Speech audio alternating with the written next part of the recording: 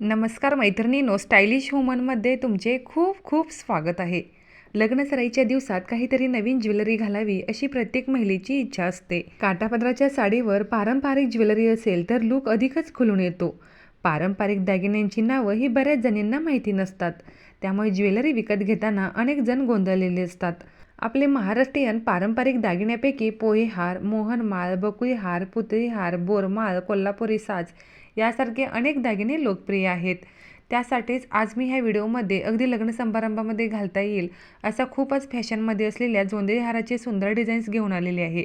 त्यासाठी हा video skip न करता व्हिडिओ शेवटपर्यंत नक्की पहा. सध्या असे पारंपरिक जोंधळी हार खूपच फॅशनमध्ये आहेत.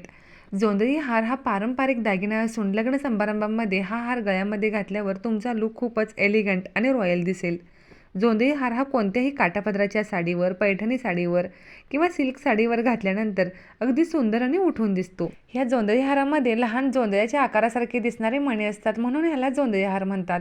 ह्या जोंधळी हाराच्या मध्यभागी गोलाकार किंवा ठुशीच्या आकाराचे पॅनेट असतात, त्यामुळे हा हार अगदी पारंपरिक आणि आकर्षक लूक देतात. तुम्हालाही खास लग्न सराईसाठी पारंपरिक दागिने खरेदी करायचे असेल तर असे जोंधळी हार नक्कीच ट्राय करू शकता. सध्या लग्न समारंभाचे दिवस सुरू असल्याने पारंपरिक दागिन्यांना खूप मागणी आहे आणि पारंपरिक दागिने हे लग्न समारंभात काठापदराच्या साडीवर खूपच छान दिसतात. ह्या जोंधळी हारामध्ये नाजूक मण्याने बनवलेली माळ असते, त्यामुळे हे हार खूपच आकर्षक आणि रॉयल लूक देतात.